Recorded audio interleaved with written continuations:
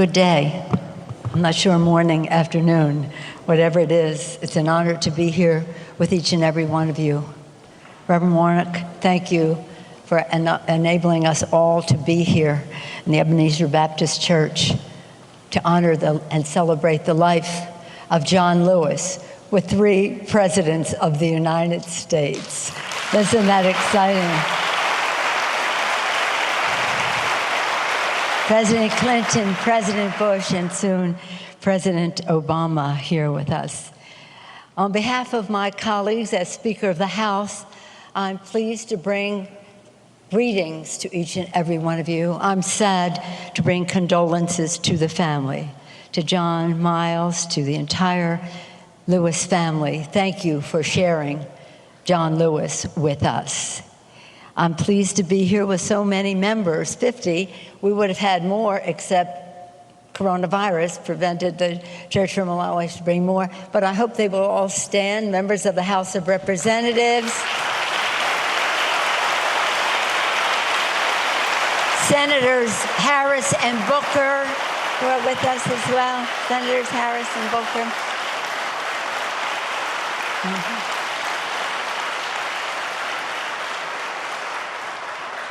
Among them, Mr. Hoyer, Steny Hoyer, Mr. Clyburn, Jim Clyburn, and I served with John Lewis for over 30 years. Over 30 years.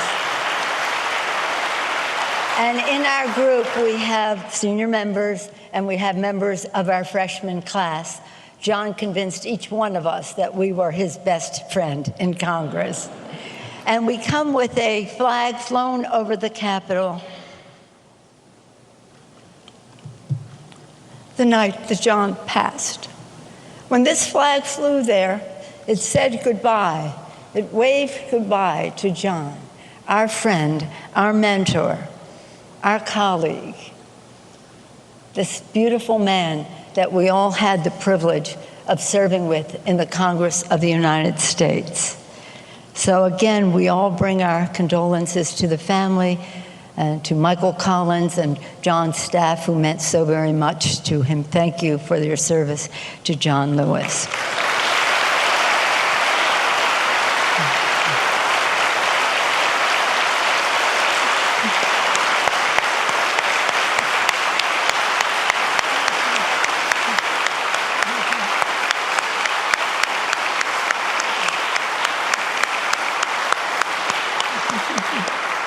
There are many things we're grateful to the family for and to the staff for, and we commend them for, but let's acknowledge the stamina they have had to keep up with John even as he passed on from Troy to Selma to Montgomery to Washington and now to Atlanta to be at rest.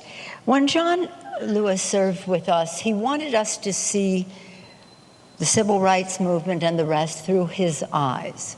He told us so many stories. He taught us so much. And he took us to Selma for 2 decades, Mr. President. He took us to Selma. You referenced 25 years. Some of us were there many times, including 50th anniversary where President Bush was, as well as President Obama. And he wanted us to see how important it was to understand the spirit of nonviolence. I hesitate to speak about nonviolence in the presence of the master himself, Reverend Lawson, who we'll be hearing from shortly. We were together just recently in Selma when he and John spoke at church, and he taught the world really about nonviolence. But I just want to say this. The word satyagraha is a word that in Sanskrit means 2 things. It means nonviolence, and it means insistence on the truth. And that is what John Lewis was all about. Nonviolently insisting on the truth. He insisted on the truth in Nashville, in Selma, in Washington, D.C., at Lincoln Memorial. He insisted on the truth wherever he went. And he insisted on the truth in the Congress of the United States. Every time he stood up to speak, We knew that he was going to take us to a higher place of our understanding of what our responsibilities were and what our opportunities were. And he insisted, no matter how, shall we say, offended someone might be, that he would insist on the truth. What he said, in my life, I have done all I can to demonstrate that the way of peace, the way of love and nonviolence is the more excellent way. Now it is your turn, he says in this article that the President referenced, to let freedom ring. He always talked about truth marching on. He always worked for a more perfect union.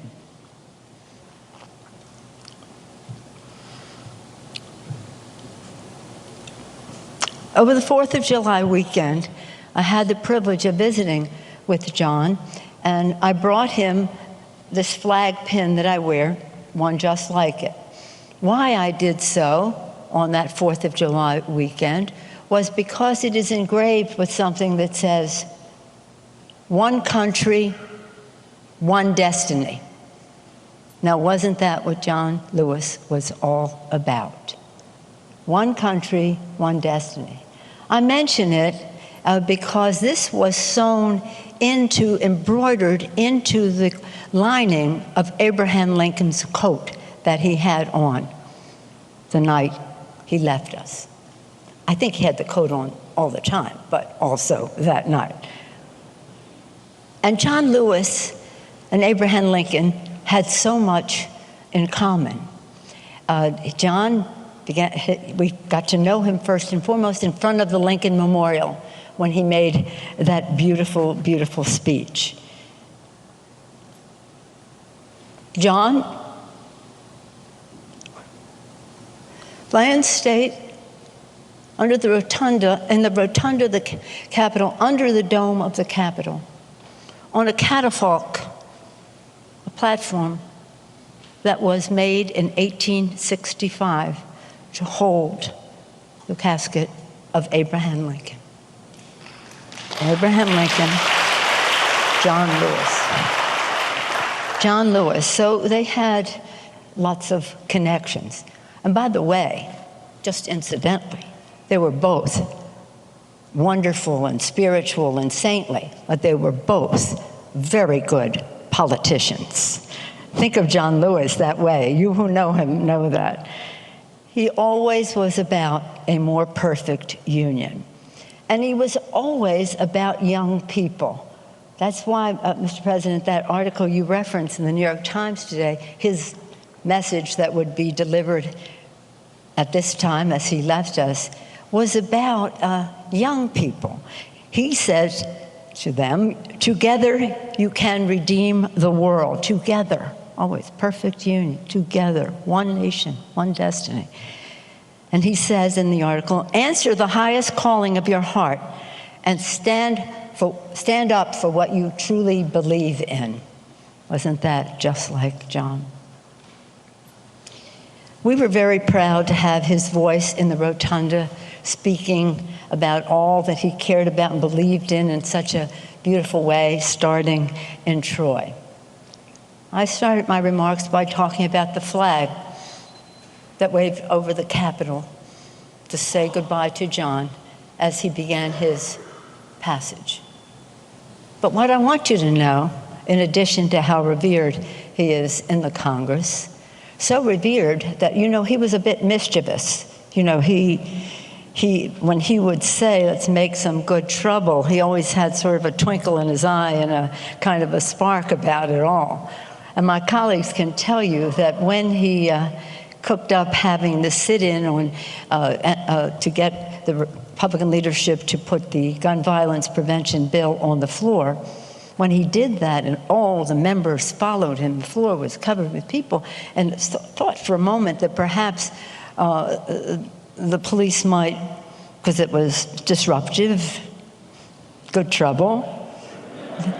It was clear to them that if they were to arrest John Lewis for doing that, they were going to have to arrest the entire House Democratic caucus.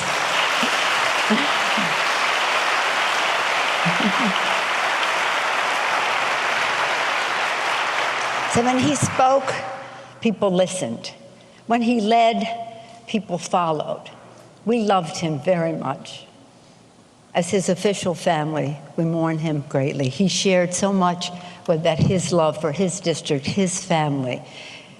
The sadness when Lillian was sick, the joy he had in John Miles.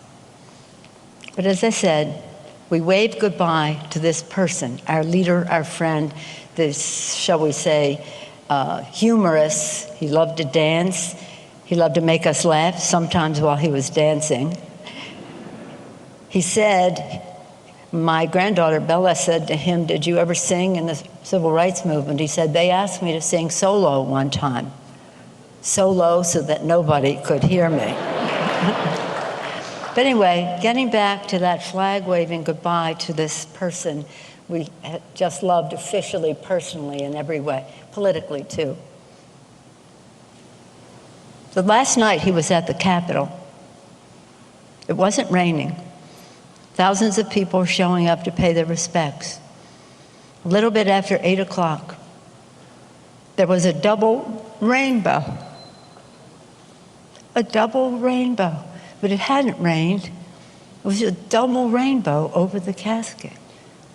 And for us, it was, we waved goodbye when he started to leave us.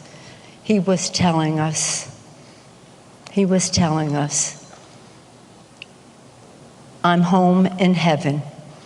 I'm home in heaven with Lillian.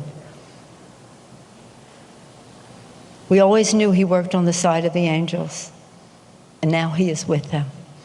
May he rest in peace. Thank you.